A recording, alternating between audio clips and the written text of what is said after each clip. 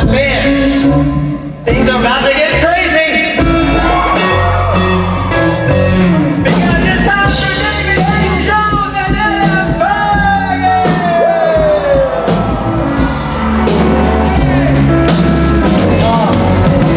Just the two of us will keep playing this song. Just the two of us.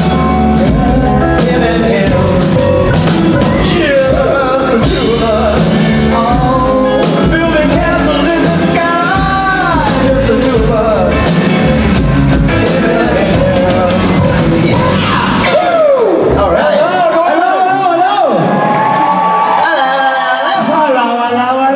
You gotta do it extra hard because of the mask. We can't hear you as well. Well, I like this. It's kind of a shallower room. Everyone's a bit more intimate, isn't it? It's wide and shallow. It's wide and shallow. Just like my ego. I don't know what that means. You're just wide and shallow. It's not just your ego. Well, thanks. But well, it's great to be back in New Orleans. Well, I have a question. Is it New Orleans or New Orleans? It's Nolens. Nolens. Right? Nolens. Okay. Without being too much of a poser. You know, because there's a fine line too, where you're like, hi, I'm in New Orleans. Nolens. New Orleans. New Orleans. New Orleans. Nouveau Orleans. And this is your first time here, David Haydn Jones? This is my first time here. Well, and let me. Can I tell you a Big Easy story? Because it's called the Big Easy, right? I don't know what the etymology of that, but I think I found out last night because of what was happening into my hotel adjacent. Oh yeah. When you There's a lot of big and easy happening next door, let me tell you. That's not what you texted me. I texted you. You texted me something different. Well, I can't. This is where it's a family. There's children here. I got to do PG-13 version. Well, David Haydn Jones was in my hotel room last night. Well, so we had a nice little nightcap. We got in late. Me and I had to give my man here some baby mentorial because he's a new father, as maybe many of you know, to twins. And he's been a loving uncle to my little girl, but she's significantly older at this point. And so we're just doing some like catch up and having some wine. He was a very nice host last night. But it was a little bit late. I went down to my hotel room at 2, and you come into the hallway of the hotel, and I was walking past my door, and I was like, oh, someone's got their porn on loud. Really loud. Or no, I left the porn on that really loud. Yeah, that's right. I feel I should have shut down my computer. Why did I turn that off? And I'll tell you, God bless these two people, because they woke me up several times. To have the stamina. From 2 to 10 a.m. this morning. What? And I think there might have been 2 women. Well done. Well, no, not well done on him. God bless. Oh, sorry, you mean there were, I just thought there were 2 women. I thought you were saying there were lesbians. You're saying there was a guy and 2 women. All I'm saying is, I just can't imagine there wasn't some ketamine or some ecstasy happening in the Big Easy last night. So thanks for welcoming me. Well done. And sometimes when you're in that sleepy dream state, you're just about to fall asleep, and exterior noises get implanted in your brain. Did you dream about them? I didn't dream about that. I dreamed that her noise was a witch. Because you know how you'll hear the noise, but then it becomes an abstraction in that nether state. You'll hear something, but then your brain turns it into something in your weird semi-dream state. So I got woken up at 4 by a it's a witch. And it didn't help, by the way. My friend who loves New Orleans and used to be a wine rep here, she's like, oh man, that's my favorite place. She's just like, I hope your hotel room isn't haunted. Because New Orleans is full of ghosts, right? Yeah. It's a haunted city, if you believe in that. Well, I'm talking to a supernatural crowd. Who here believes in ghosts? So anyways, thanks for welcoming me here last night. Anyone here rooming next to David Haydn Jones?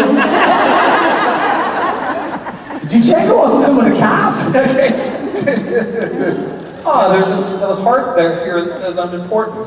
I'm gonna assume that's for me, because why not? Because my ego is deep That's so and shallow. sweet. I don't know, what is it? You're an asshole. Oh. Oh no, you light up the room. That's so sweet.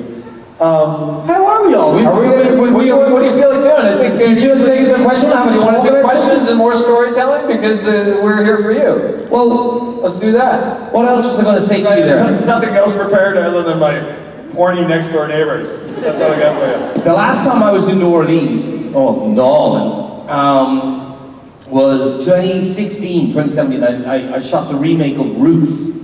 Ever see Roots here, the original Roots? And then we did a remake for the History Channel, and we were here, and we got to spend some time. We were here for like 6 weeks, but it was 99% humidity when we were here. And there's wonderful Ruth Carter, this costume designer, Oscar-winning costume designer, amazing costume designer, but very authentic about the clothes that she uses. So you're in this. I'm a white guy, so I was obviously playing a bad guy in Roots. I was playing a slave owner who buys Chicken George. And Chicken George was played by the very now up-and-coming wonderful reggae Gene Page. You know who this guy is? He was in Bridgerton. Yeah. I'll tell you a funny story about him in a second. But so anyway, we had layer upon layer of clothing, and there's wool suits and jackets. And you had the mutton chops they used to have back then? Yeah. I didn't have any mutton chops at the time, so they could just lather you on with glue. And then, of course, because of the humidity, it would start peeling off throughout the day. So all they would do is put more glue on it, you know? So at the end, you get your makeup off at the end of it, like chiseling glue. This is my nightmare. Yeah, it was because I run hot on set anyways, like I'm a sweater. I know. Yeah, well. Only too well. That woman next door was named Adam Fergus, by the way. My aircon doesn't go down that hot. But they're literally my nightmare. So this giant 5-head 2 is literally a barometer. Any moisture in the air, thank God I live in dry California, like it just gets moist very quickly with the humidity. If you put me in close, you would not be able to have a take, or the director would have had to say like, well, that would have been period, you would have been sweating. Exactly. You're going to be a sweaty bastard. Exactly. Did they do that? Like, were they was hair and makeup trying to like? Look, there was some. Everyone was assigned a person, a D sweater. They go with the blotting paper. The amount of blotting paper they went through, it was just on the ground. But it was there's nothing really you could do about it. Like, but you remind me of another story. When I was doing Being Eric in Canada, I was fresh off the boat from Ireland. It was in Toronto summer, and I was wearing this blue, like light sky blue shirt in one scene, and we finished the scene at night. We didn't get it all wrapped up, so we were going to go back the next morning to shoot the rest of the scene. But the painters were painting some sets. The set deck people were painting sets. They left the big bay doors open the next morning just to get the air and the smell of the paint out. But of course, when we went to just finish the scene, I was still wearing this light blue shirt. But of course, the aircon would take ages to kick in. So I'd sit down to do the scene, and then just before saying the line, you go, "Cut! It's a different shirt. He's wearing a different color shirt." And he's like, no, it's the same color shirt. I just sweated all the way through. It's like now a nice royal blue navy. Anyway, That's legit. That's great. These are the not glamorous parts of making the sausage for y'all. Yeah. Thank God for editing and lighting and hair and makeup and all that stuff to make the blotting paper. illusion true. Yeah. Shall we take some questions? I think we shall. Let's start over here. Hello. Hi guys. What's your name? My name is Sky. Hi, Sky. Hi, Hi. First off, David, I want to say I can't wait to see your new movie on Hallmark tomorrow night. Thank you so much. So there's a spattering of some Hallmarkies in here too. I like that. There we go. Everybody tune in at 9 o'clock tomorrow night local time on Hallmark Movies and Mysteries. Thank you so much for the plug. That's okay. How long have you worked for Hallmark? It's called for. I do not work for Hallmark. I will. Your check will be in the back hallway. Awesome. Okay, but I do actually have a question for both of you. If you could have dinner with a historical figure, living or dead, who would it be and why? Ooh, a historical figure, living or dead. Oh God, there's so many. I gotta go with Einstein, because I almost went into, well, he just seems like a fascinating character. And I had 3 streams in my general sciences degree, and I did start to go into quantum physics, and then the math got really too hard for me. I was really good, I had a good math scholarship, but I was like, the biggest I've ever got my bell rung was calculus in 3rd year at university, and I was just like, I was sweating in the exam. Like, You know, he sweats a lot. I sweat a lot. I was wearing full period garb though, that could have been part of the problem. I was like, why would you go to a calculus exam in full period garb? I made mistakes, is what I'm saying. But it was one of those, like, it's like those nightmare dreams where you've missed final exams, you know, like at high school. I missed graduation, what?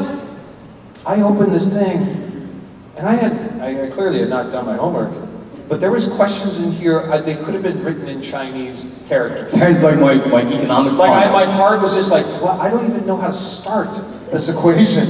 And I just got the flop sweats. It was amazing I even passed that class. But to your point, I love string theory, astrophysics, quantum physics, and I'm fascinated by that spooky action at a distance, the idea of Schrodinger's cat and all this sort of stuff. So I would love to just sit with that dude and just pick his brain about how he thinks this crazy matrix works. I've been standing here trying to think how I'd answer that question, and so many people have popped into my head. I'm reading Barack Obama's autobiography at the moment, and he's a fascinating dude. I'd love to have dinner with him. I'd love to have dinner with James Joyce. I've always wanted to have dinner with James Joyce and ask him, how the fuck did you write Ulysses? I got to chapter 3 and I thought my brain was going to explode. But yeah, Joyce would be my go-to. I'd love to sit down just to see what kind of lyricism he Would you have a wee nip with him? A wee nip? A wee nip? I was doing a play years ago called Thesis, and it was loosely based on Stephen Daedalus and Ulysses. And I couldn't get through it. I was trying to read Ulysses to prepare for the play. I was so anyone here read Ulysses? Well done. Well done. 2 people. Good for you. It's a slog. So a good friend of mine, a Joycean scholar, his name is Barry McGovern, and he told me, here's the trick how to read Ulysses. You stand up, you put the book on a pulpit of some description, you have a glass of whiskey, and you read it aloud as if you're performing it, and then drink lots of whiskey. So I got through the end of it, and then I forgot it, because I was drunk. That's an incredible note, though, to read a book. Read it out loud, standing up, drinking whiskey. That's incredible. Yeah. Okay, well, I got a bucket list challenge now. Exactly. Thank you for your great That's a great question, thank you. There could have been Thank you, 1,000 guys. we could have answered. Appreciate it. Hello. Hi. Hi, hello. My question is for you, David. I really enjoyed your State Farm commercials. Thank you. I was very disappointed that you weren't brought back to do this. We all were. You and me both. Yes. So could you do that breaking the law and scream? Pardon me? Could you do the breaking the law and scream? She's Oh, like, monkey dance. Please? do you know what she's talking about?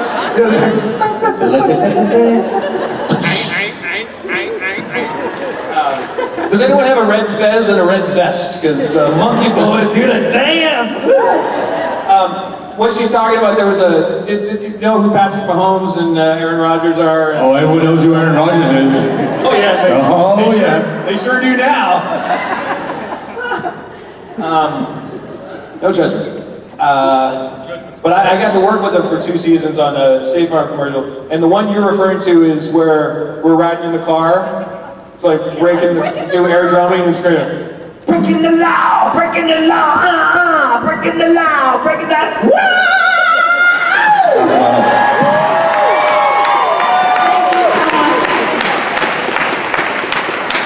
I don't think I saw that one. That's the only one I didn't see. You didn't see that one? No. I thought I saw them all. Gabe. Thank you for that. That's good. Gabriel. What a character this guy is. How you doing? Hi. How's it going? Good. What do you have there? What do you In have the there? show, we got to see Dean's wish world when he was captured by the djinn. I'm wanting to know what you think your character's wish world would be if it was under the power of the djinn. It's the problem is the mask. I'm sorry. The wish. You can take it off to ask questions.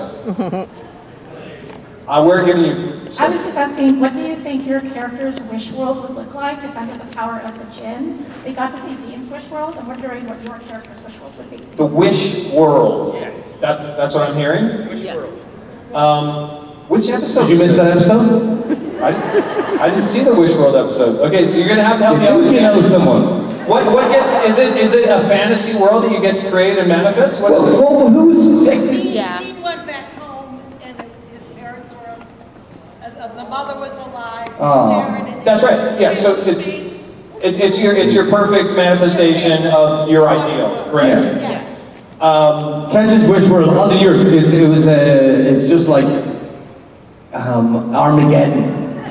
There's people slaughtered all over the walls.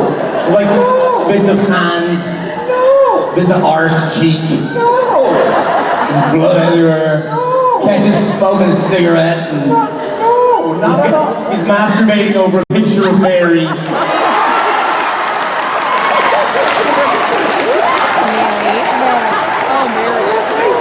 And he has another few pictures of Rowena. Yeah. What would make me like? Well, that was one of wish fantasies. No, I was just gentle cuddling and spooning with Mary. That's it. Just a sweet, delicious post-coital cuddle. From 2 a.m. to 10 a.m.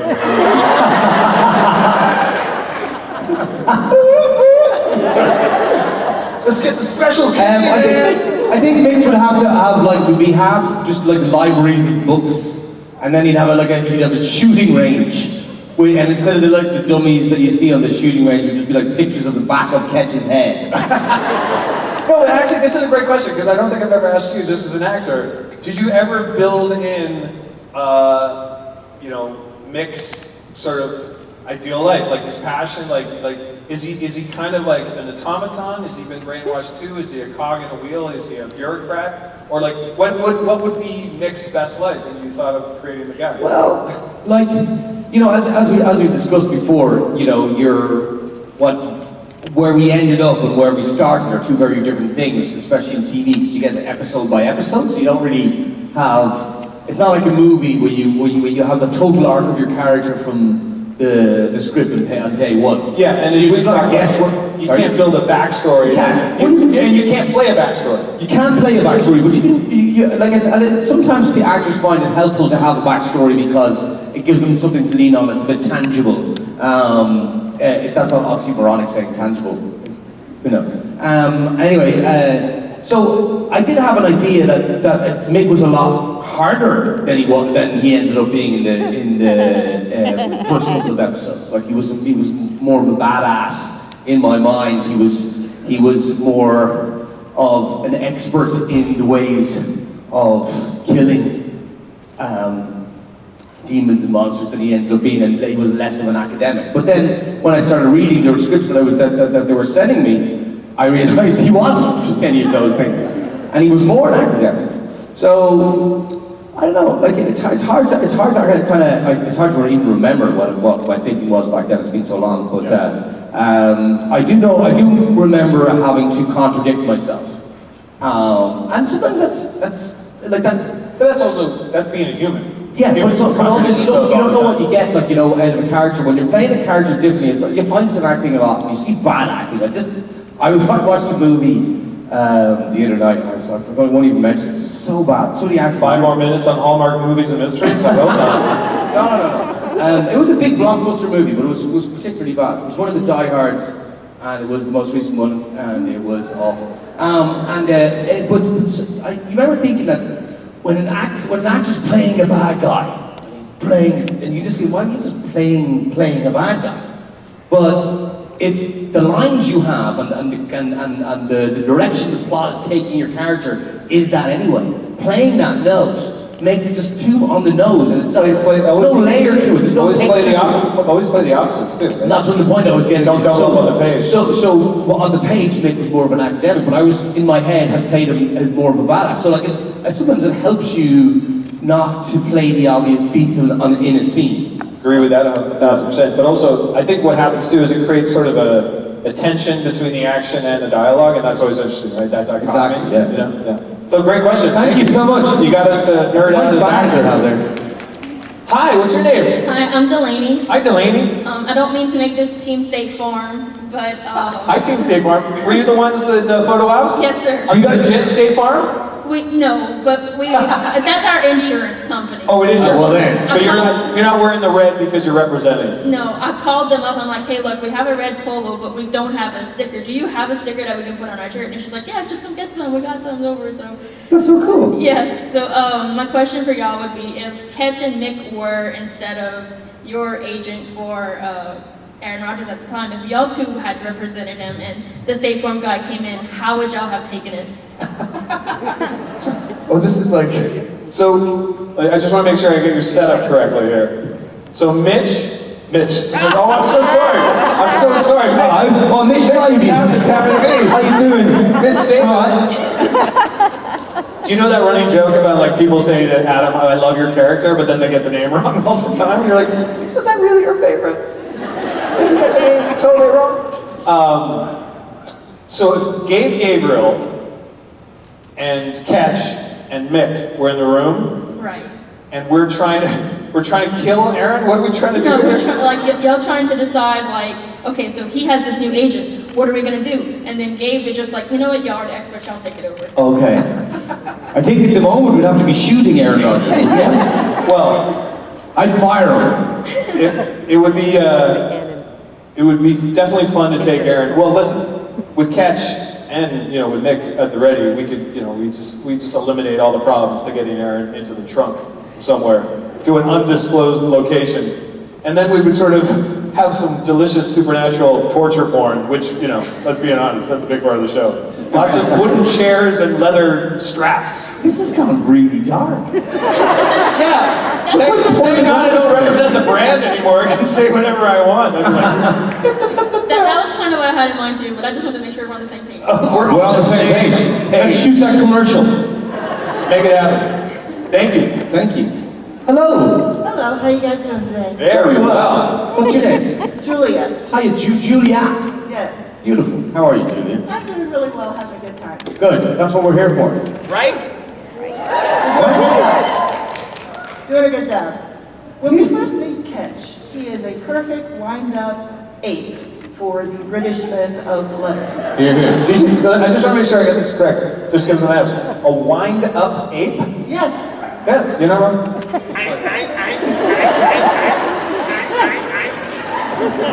He should have been wearing a red fez and a red vest as well. For you, as the actor, when was the moment that Ketch decided, I can't be with the British men of letters anymore, I can't do this job anymore?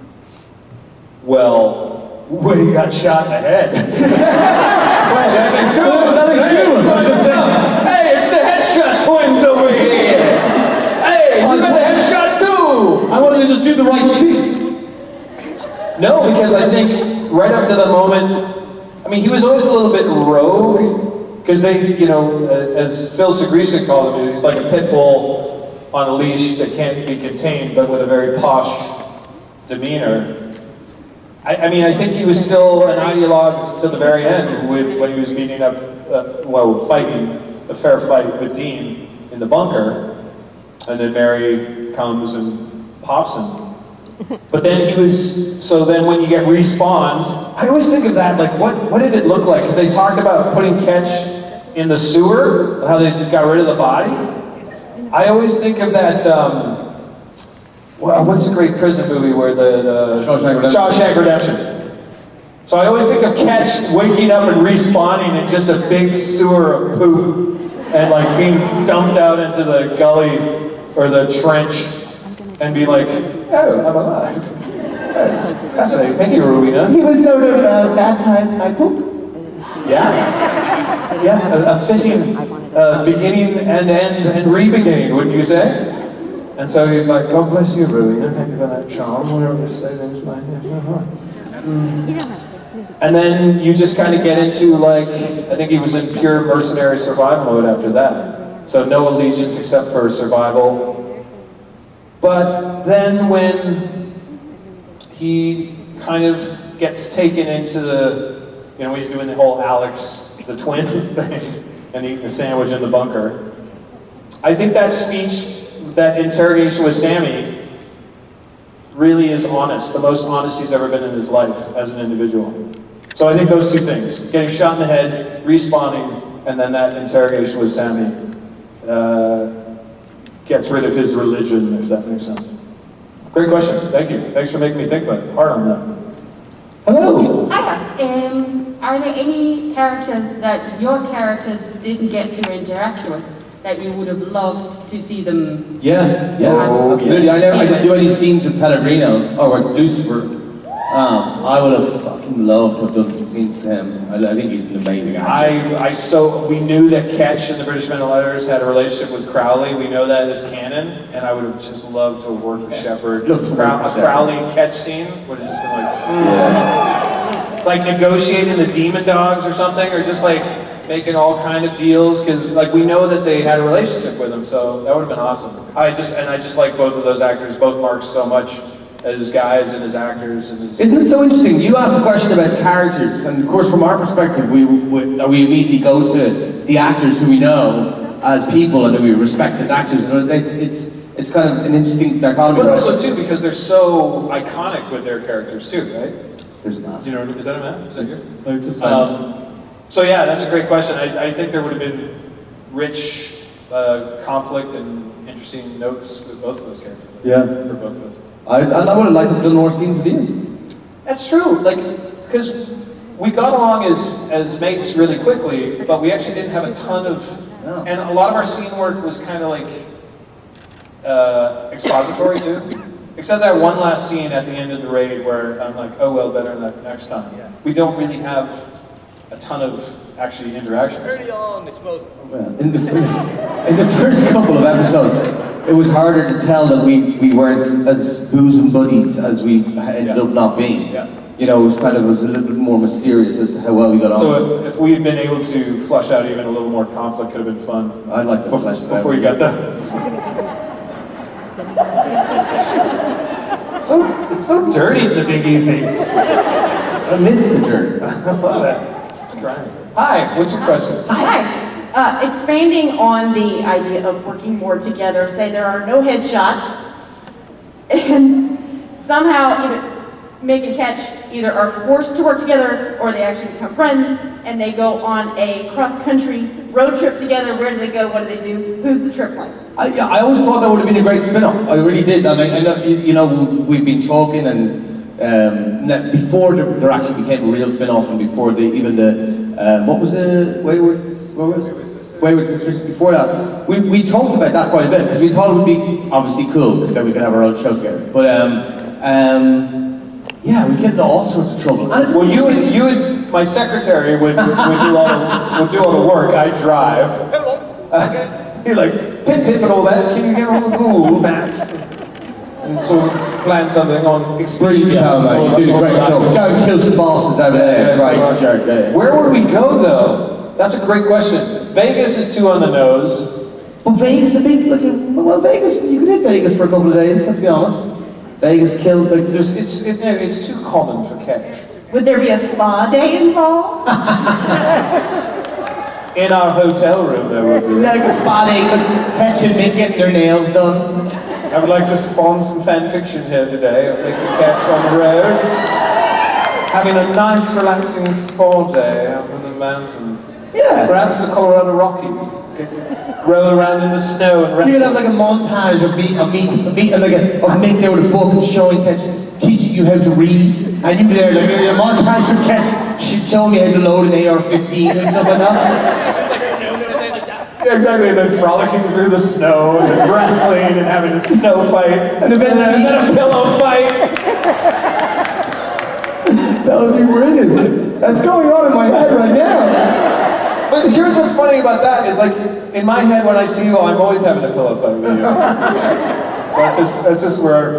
That's where he lives in my head. No, that's too much. Hi, Big Easy. Yeah, he's gone. Great question. We're gonna have to mull that over more. Hello. Hello, Adam. How are you?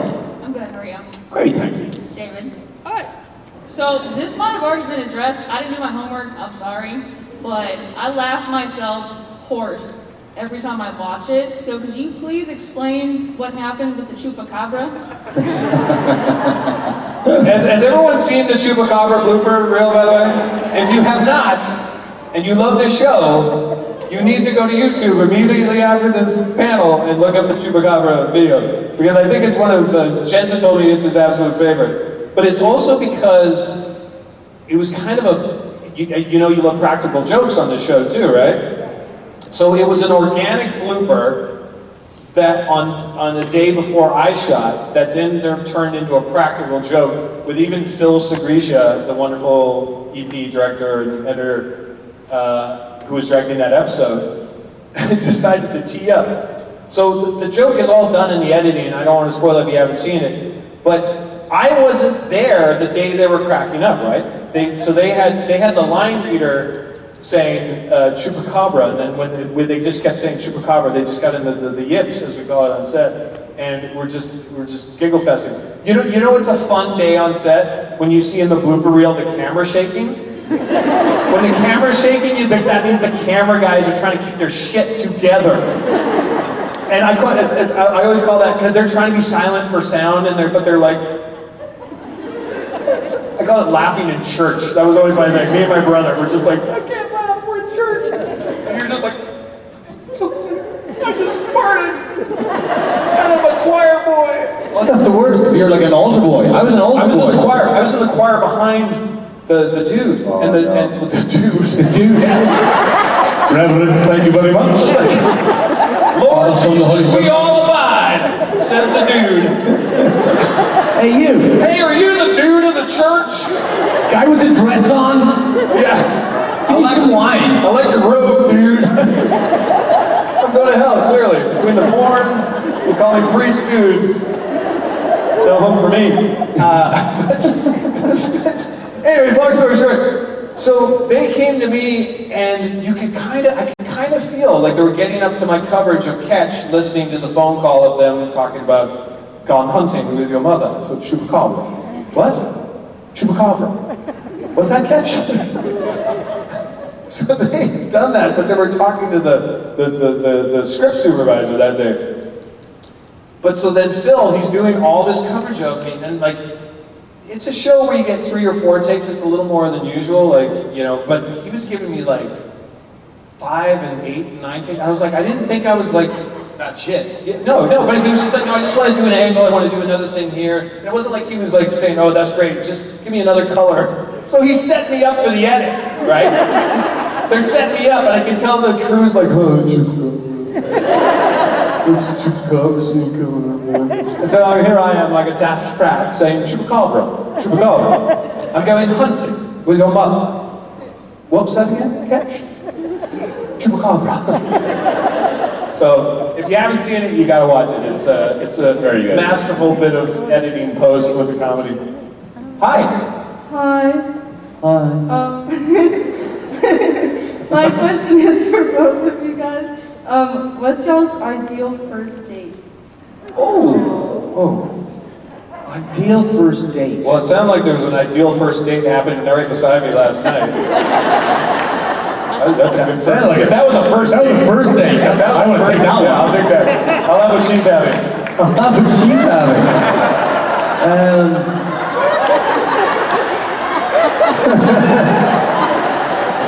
Sorry, did you say you have what she's having?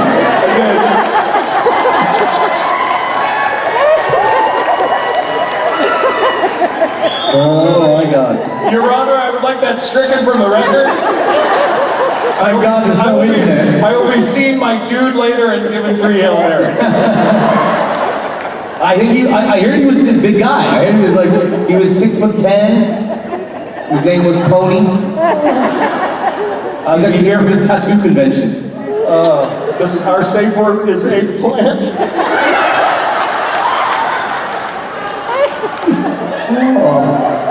Jesus. I apologize or you're welcome. There's no way you'd be walking the same way if you got what she's having last night. Okay, now but I feel like I should answer honestly now. No, someone came up with a great one the other day, and I'm trying to remember it. Something that is interactive. I think it's really important. I love a nature walk. That's my favorite first date. Because, honestly, hold on. He was playing for that. Oh. And I'll tell you why. Because if you like the person, you can get a little rough and dirty and out in nature. Oh, Jesus. Alfresco. Breaking the law! A little bit of alfresco. Like I think, mini golf is a good one. Yeah. No, that kind of stuff.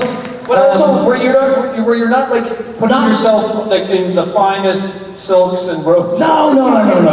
Like, so you rough and ready. Be rough and ready. That's what I'm saying. Wear chaps. Chaps. Only chaps. Only chaps. I showed up my first date wearing only chaps. Yes! Ma'am, howdy. I'm gonna let them know that in Nashville. I think you got them.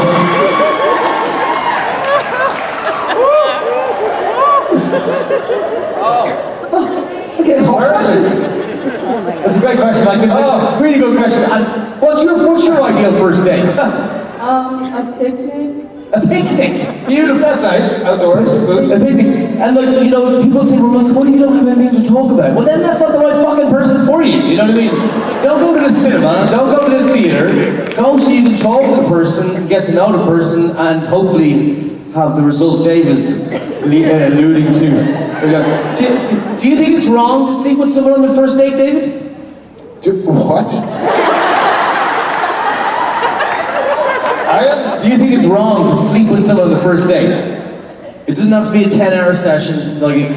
Although, if it is a 10-hour session, you're guaranteed a second date. Or a trip to the hospital. If it was that guy you were talking about, that's a big easy right there. Can we move on? I feel very comfortable. I'm gonna have to talk to my dude later and say things. I hope you go to the wrong room tonight. Just trying your key in the door. What's next door? Hey, come in. In all seriousness, you gotta believe that was a one-off in that room next door. Like if they're at it again, God, I tip my hat to them. God bless them. If that's happening again tonight, you get the feeling it was a one-night party, but ooh boy. Adam texts me, he goes, you should join them. How do I make that happen? I did have the adjoining room. Let me tell you about those adjoining room doors. I was just gonna ask you might as well put tissue paper, okay? Acoustically speaking. It might as well be tissue paper, that's all I'm saying. It's so you can hear your kids in the next room. No, really is. Oh, New Orleans, you brought the best out of us. Wow. Oh, come here. Has anyone seen the Book of Mormon? I saw it the other day. It's one of the funniest things I've ever seen in my entire life. I don't know how that segue works, but I just thought of it. This, we need to answer a question. Sorry. Hello. This is a question for kind of both of y'all. We know that Ketch is one of the most battle-hardened characters. It's kind of a two-part question. Of the weapons that he had access to, or of the weapons that we know of the entire show, which one would he go to first for a big bad rocket launcher? Yeah, I mean, in terms of actual damage, not just blow up. Rocket launcher. Well, that's gonna do some fucking damage. The rocket launcher could lay. I'm gonna blow you a new hole. I mean, obviously we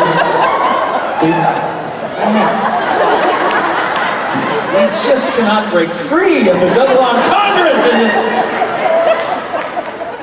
We're pooch now. But also, I mean, it's not sexy, it's not glam, it's not a gun, but the hyperbolic pulse generator. Pulse generator.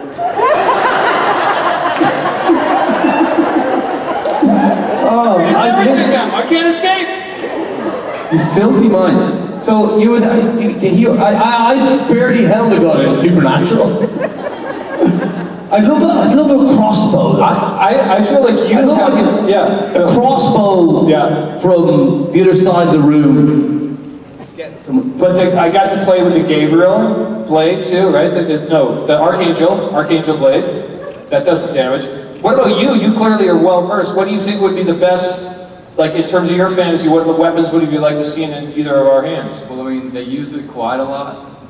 They melted down angel blades and used them as bullets. Yeah. Kind of very efficient. What was the name of the gun I used, or Jared used in the raid that I made the bullets for? Well, yeah, that's true. I got to use an angel blade too. I killed some demons. Yeah, the Colt. Colt. Yeah, you had to play with Yeah, it was the most normal name for a gun ever. I'm like, what's the name of that? A Colt. Dickhead. Sorry. Good question, mate. Great question. Sorry for not answering it. We kind of did. Oh, hi. What's your name? Hello. She entered the building. Hi. Yeah. I like it. I like enthusiasm. Monica from San Antonio, Texas. More. Hello, Monica. Longtime fan. So just keeping with the big easy, screw, marry, kill any of the characters on the show.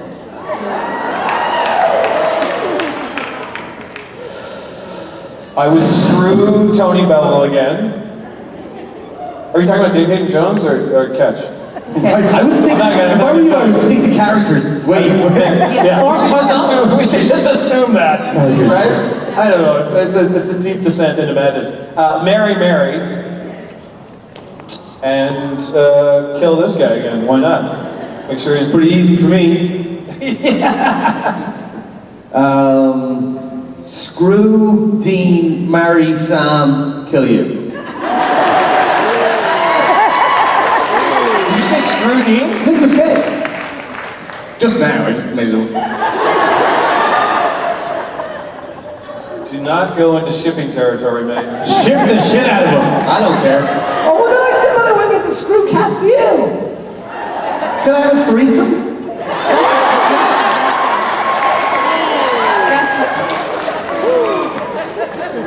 Speaking of which, one of the craziest AO3 fanfics I ever read when it was sent to me, it's not like I go deep diving.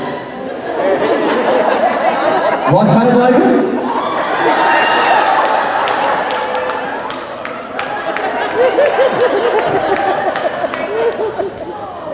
Okay, thanks for saving us, Rob. How weird. Shit got weird. That's Did okay. it get weird? Did shit get weird? Shit got weird. In a good way, right? I hope in a good way. In a good way. Always in a good way. Oh, it was great. It was great. Sorry, Do you have another, you have a question, Krista? Come on, Krista. Ask your question. Come here. Have you ever heard of the band Here Come the Mummies? Here come the mummies. For example, they have a CD called Single Entendre. All of their songs are like, they're amazing. Okay, That's hilarious. They are amazing. Yeah, they are amazing. Okay, if you need more double entendres, apparently that's what. Ask Krista. Here in the front Here row. come the Here all mummies. weekend. Well, you guys have been so nice and kind and fun and full of laughter and love. I love you guys. All laughter, all love, all the time. David Hayden Jones, Adam Fergus. There you go. The two of us, we can make it if we try. Just the two of us. I've heard this one before.